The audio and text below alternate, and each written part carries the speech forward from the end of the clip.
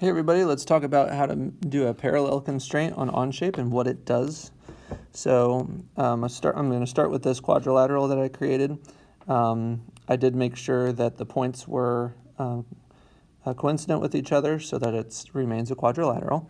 So now what I'm going to do is I'm going to go to the parallel constraint, and in order to use it I have to pick the two lines that I want to be parallel. So I'm going to choose these two. And if I make those parallel, then that does make what's called a trapezoid, pair of parallel sides. And now what I'm going to do is just show you what happens when I change the position of one of those points. So if I move this point, notice how those lines stay parallel. And what has probably happened, I think you'll notice that the line on the right is not like really moving at all. That's probably because when I created it, it assumed I wanted it to be perpendicular. So I'm actually going to look at that right now.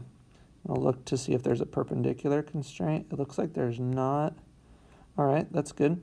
So that means if I take this point, I can move it in. All right, but notice that those lines always stay parallel to each other no matter where I move this point. I can do pretty funky stuff, all right, but they're always parallel. I can move this whole line in and out, but it stays parallel.